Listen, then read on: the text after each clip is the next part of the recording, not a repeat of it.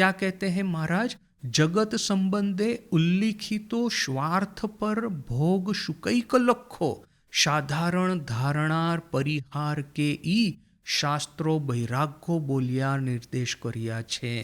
जगत के बारे में उल्लिखित स्वार्थ पर अर्थात कि स्वार्थ से परिपूर्ण भोग सुखैक लक्ष्य, जिसका कि लक्ष्य भोग और सुख के प्रति ही है, इस तरह की साधारण धारणा के परिहार को ही, परिहार अर्थात कि त्याग को ही शास्त्र वैराग्य बोल करके निर्देश करते हैं।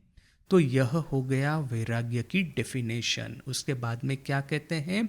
नित्य परिवर्तनशील निश्चित मृत्यु मानव जीवने जगतेर अनित्यता ज्ञान सहजई आशा उपस्थित होय।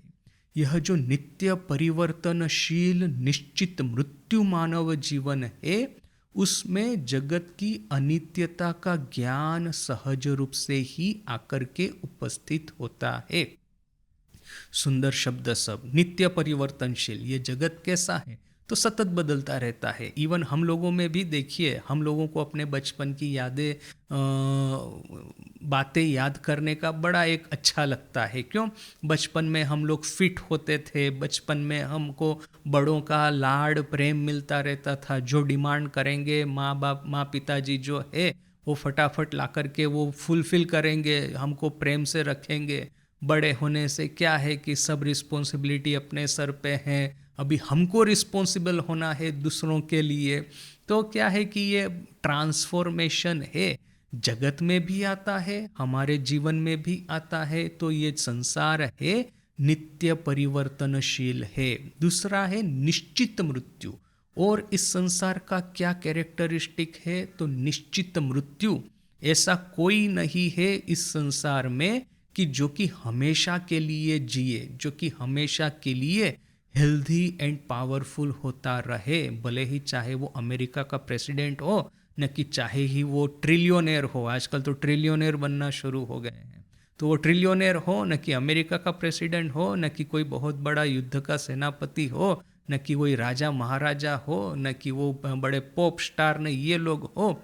मृत्यु तो सबके जीवन में है। ऐसी कोई मेडिकल टेक्नोलॉजी अभी तक नहीं आई जो कि हमको हमेशा के लिए जिंदा रखने में मदद करे। हाँ, अभी ये जो नई नई टेक्नोलॉजी जिस तरह की है कि अपनी कॉन्शियसनेस को वो फिर माइक्रो प्रोसेसर में अपलोड करना, फिर वो सब, ये अभी पता नहीं कितना सफल होगा कितना नहीं होगा। फिर उसमें माइक्रो प्रोसेसर में अपलोड की हुई हमारी कॉन्शियसनेस को आप जीवित भी बोलेंगे, न कि वो एक तरह का LLM ही होगा, वो तो अभी ठाकुर जाने, पता नहीं। किंतु एज ऑफ नाउ निश्चित मृत्यु मानव जीवन यह पक्का है। उसमें इस तरह के जीवन में जगत की अनित्यता का ज्ञान सहज रूप से आके उपस्थित होता है। तज्जन्य जगत संबंधीय साधारण धारणा त्याग कोरिया नेति नेति मार्गे जगत कारणेर अनुसंधान कोरा प्राचीन जुगे मानवेर प्रथमेई उपस्थित होइया छिलो। और इसीलिए जगत संबंधीय अर्थात कि जगत के संबंध में, जगत के बारे में जो साधारण धारणा है उसका त्याग करके नेति नेति मार्ग से जगत कारण का अनुसंधान करना प्राचीन युग में मनुष्य के सामने प्रथम ही उपस्थित हुआ था। बोलिया बोध होए, लगता है कि ऐसा ही हुआ था। जगत यदि अनित्य है, जगत की जो भी चीजें हैं वो सब नश्वर है। मृत्यु हम सबके जीवन में है। कल हम खुश थे तो आज दुखी है, आज दुखी है तो कल और ज्यादा खुशी होंगी। ऐसा ये जो हंसी खुशी सुख दुख हास्य अश्रु, यह जो दिन और रात जिस तरह से परिवर्तन होते हैं, वैसे ही हमारा मन जो है, हमारे मन की यह जो सब इमोशंस है, भाव जो है हमारे मन के, वो तो परिवर्तित होते ही रहेंगे। तो इस तरह के परिवर्तन से बेटर है कि मैं जगत को त्याग करके मैं त्याग का रास्ता अपनाऊं और इस नित्य परिवर्तनशील जगत के परे जाकर के अपरिवर्तन क्या है, अपरिवर्तनशील अद्वय पदार्थ क्या है, उसका मैं अनुसंधान करूं। जगत में यदि मृत्यु है तो ये मृत्युमय जगत के परे मृत्युंजय कोई है कि नहीं।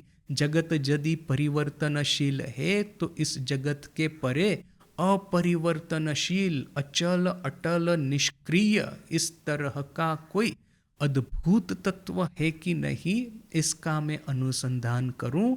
यह बात हम सबके मन में उदित होती ही होती है और इसीलिए जगत त्याग करके जगत मिथ्या है, जगत असत्य है, यह जगत है सपनवत है, इस तरह का नेति नेति मार्ग मनुष्य के सामने सहज रूप से आकर के उपस्थित होगा, यह तो हम समझ सकते हैं।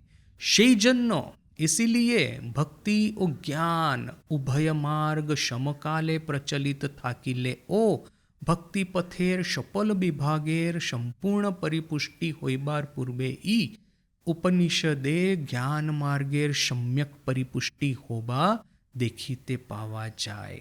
इसीलिए भक्ति और ज्ञान दोनों मार्ग है, एक साथ में प्रचलित हुए तो थे, किंतु भक्ति मार्ग के जितने भी विभाग है उसकी संपूर्ण परिपुष्टि होने के पहले ही उपनिषद के ज्ञान मार्ग की सम्यक परिपुष्टि हमको देखने को मिलती है।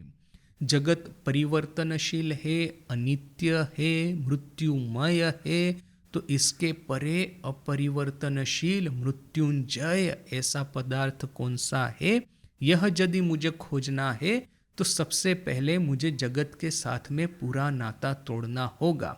यह तो एक लॉजिकल कंक्लूजन बनता है और यह इस तरह के लॉजिकल कंक्लूजन लाने वाले जो लोग जो होंगे उनका मन और बुद्धि भी तो प्रचंड तीव्र होगा, उनकी संकल्प शक्ति भी बहुत ही दृढ़ होगी।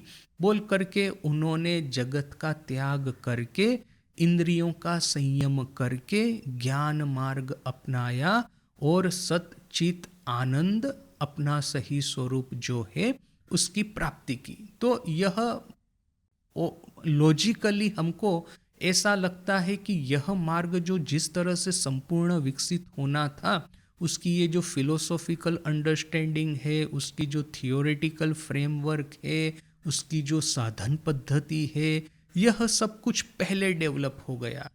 जबकि एक ईश्वर है, अभी ईश्वर का स्वरूप कैसा है इसको लेकर के दुनिया भर के मतांतर, उसके बाद में पहले तो पत्थर या तो फिर ये